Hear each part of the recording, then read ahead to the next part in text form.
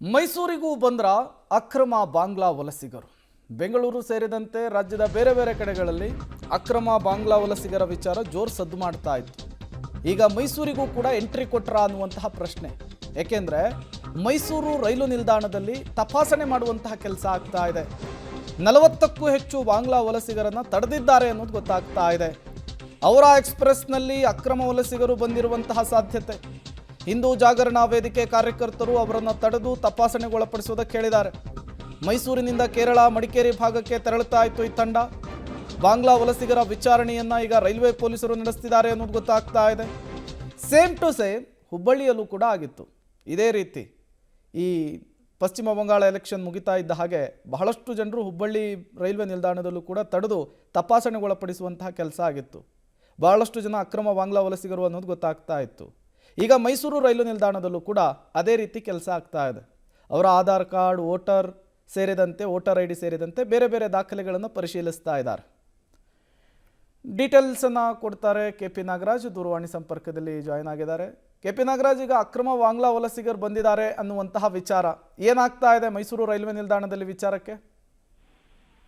ಪ್ರೇಮ್, ಇದು aura express ಅಂತ ವಾರಕ್ಕೆ ಒಮ್ಮೆ ಬರುವಂತಹದ್ದು, ಕಲ್ಕತ್ತಾದಿಂದ ಬರುವಂತಹ ಎಕ್ಸ್‌ಪ್ರೆಸ್ ರೈಲ್ ಇದು. ಸಾಮಾನ್ಯವಾಗಿ ಪ್ರತಿ ವಾರವೂ ಕೂಡ ಬೆಳಗಿನ ಜಾವ 3:30-4 ಗಂಟೆಗೆ ಇದು ಬರಬೇಕಾಗಿತ್ತು. ಇವತ್ತು ತಡ ಆಗಿದಂತಹ ಹಿನ್ನೆಲೆಯಲ್ಲಿ ಹೆಚ್ಚು ಕಡಿಮೆ 11-11:15ಗೆ ಟ್ರೈನ್ ಮೈಸೂರು ತಲುಪಿದೆ. ಆ ಸಂದರ್ಭದಲ್ಲಿ ಏಕಾಏಕಿ ಇಷ್ಟು ದೊಡ್ಡ ಪ್ರಮಾಣದ ಗುಂಪುಗಳು ಹೋಗ್ತಾ ಇದ್ದುದನ್ನ ಗಮನಿಸಿದಂತ ಹಿಂದೂ ಜಾಗರಣಾ ವೇದಿಕೆಯವರು ಯಾರು ಏನು ಅಂತ ವಿಚಾರಿಸಿದಂತ ಸಂದರ್ಭದಲ್ಲಿ ಕೆಲವರು ಅಲ್ಲಿಂದ ಪರಾರಿಯಾಗುವಂತ ಯತ್ನವನ್ನ ಮಾಡಿದ್ದಾರೆ. ಬಹುತೇಕರು ಪರಾರಿಯಾಗಿ ಹೋಗಿದ್ದಾರೆ. ಆ ಸಂದರ್ಭದಲ್ಲಿ ಅನುಮಾನ ದಟ್ಟವಾಗಿದೆ. ಹಾಗಾಗಿ ಕೈಗೆ ಸಿಕ್ಕಿರುವಂತಹ ಒಂದು 50ಕ್ಕೂ ಹೆಚ್ಚು ಜನರನ್ನ ಇವರು ಹಿಡಿದಿದ್ದಾರೆ. ಆಗ ಕೆಲವರ ಬಳಿಯಲ್ಲಿರುವಂತಹ ID ಪ್ರೂಫ್ಗಳು, ಏನು ಆಧಾರ್ ID ಕಾರ್ಡ್ಗಳು ಮತ್ತೊಂದನ್ನ ಪರಿಶೀಲನೆ ಮಾಡುವಂತಹ ಸಂದರ್ಭದಲ್ಲಿ ಅವು ನಕಲಿ ಅನ್ನುವಂಥದ್ದು ಗೊತ್ತಾಗ್ತದೆ. ಯಾಕಂದ್ರೆ ಅದರಲ್ಲಿರುವಂತಹ ನಂಬರ್ಗಳು ನಕಲಿ ಅನ್ನುವಂಥದ್ದು ಗೊತ್ತಾಗ್ತಾ ಇದೆ. ಹಾಗಾಗಿ ಬಹುತೇಕ ಬಾಂಗ್ಲಾ ಅಕ್ರಮ ವಲಸಿಗರು ಅನ್ನುವಂತಹದ್ದು ಮೇಲ್ನೋಟಕ್ಕೆ ಸ್ಪಷ್ಟವಾಗ್ತಾ ಇದೆ. ಹೀಗಾಗಿ ಅವರನ್ನ ಮೈಸೂರು ರೈಲ್ವೆ ಪೊಲೀಸರು ಆರಂಭಿಕವಾದಂತಹ ವಿಚಾರಣೆಯನ್ನ ನಡೆಸ್ತಾ ಇದ್ದಾರೆ. ಈಗ ಅಲ್ಲೇ ಏನಂದ್ರೆ ತುಂಬಾ ಜನ ಈಗಾಗಲೇ ಪರಾರಿಯಾಗಿ ಓಡೋಗ್ಬಿಟ್ಟಿದ್ದಾರೆ.